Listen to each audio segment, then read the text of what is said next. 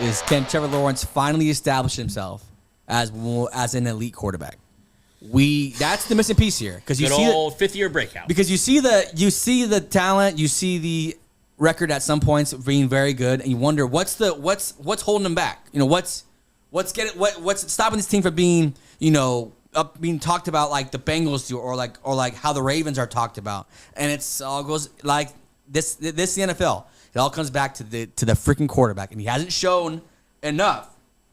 No, he hasn't. Okay, so year one, 12 touchdowns, 17 picks. You could chalk that up to Urban Meyer just being a moron. Okay, whatever. Okay, truly. Year two, 25-8, solid, right? Like that's okay. That's not bad for a quarterback who had a terrible head coach. Yeah, it's fine. And this past year, 21 touchdowns, 14 picks, 4,000 yards. Legit regression.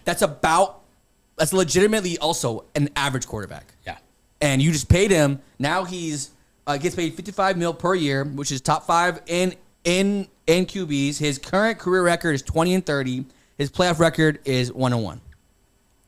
Why did you sign him for this long, this much, if he's only shown that little?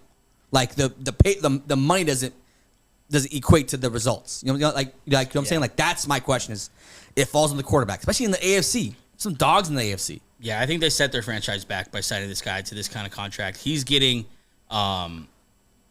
treated the way the Giants treated Daniel Jones.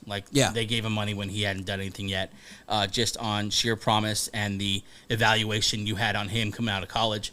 But at some point, you got to throw that out and just look at the film and look at the numbers and look at where he ranks among the quarterbacks who are being paid that way, and realize that he's not performing at that level and not give him that money. And that's a tough thing to do. It's a tough thing to admit as a franchise that you blew the number 1 overall pick. Yep. A tougher thing to do is to drag that out for an extra 5 or 6 years. Yep. And that's what they're on the road to doing with Trevor Lawrence.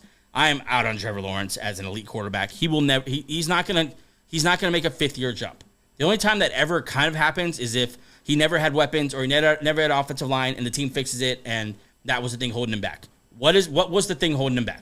He's had he finally got the coach. He's had the weapons. They've spent money all over the place. They brought in his boy ETN. Mm-hmm. Like, what is the thing that's going to make him it's going to help him make that leap? It's just not there. Trevor Lawrence is not the guy. He is the 3rd best quarterback in this division right now, and I'm not impressed with him. I'm not impressed with the organization for giving him that contract. It showed no balls. Like, if you missed, you missed. Move on. You know what I'm saying? He's like the perfect quarterback to where like. You miss, but you don't really miss because he's average. So like you can live with average quarterback play, right? But you don't pay an average quarterback $55 million per year. That's the problem with this. Like, yeah, he's a starting quarterback. Sure. Is he elite? No, but you paid him as an elite quarterback. That's where it falls off. That's where it doesn't match up. You're not winning a Super Bowl with Trevor Lawrence. And then don't worry, they added Mac Jones to the quarterback room, so they have 2 failed first-round picks. Not failed, about average. Mac Jones failed. He's a bust. You could call Trevor Lawrence a bust. He's a bust. He was number 1 overall. You expect number 1 overall to be at least what that's the bare minimum. Matthew Stafford. I think if it's like a 3rd rounder and he's like, this is like, well, this he's fine. Like this is a good pick. You didn't blow the pick. You should probably move on still, but you didn't blow it. Yeah. Number 1 is like number 1 overall, and for the hype coming out of college was 2 years of hype for this kid. Yeah. Like he's the best prospect since Andrew Luck, John Elway, and Peyton Manning, and all of a sudden he comes in and Urban Meyer comes in. And Urban Meyer's just a big fucking moron. Yeah, just in the bar, just doing weird things. Just touching women. Yep. You know what I'm saying? Yep. They're saying Florida no more coach. You can't be doing this. And then year 2 you have Dougie P come in. Okay, it's fixed. Yeah. 25-8. Year 2. Okay, let's see it.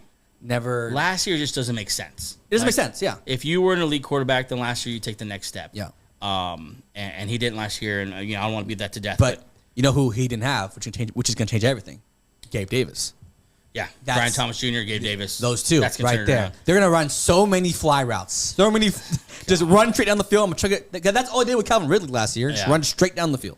Yeah. I don't know. This offense is just a big tease, like all the way across the board. It's a tease in fantasy football. It's a tease in real life. Yeah. Like you have so many things that are supposed to be good, but really aren't that good. That defense. I'm looking at you, ETN. I'm looking at you, Lawrence.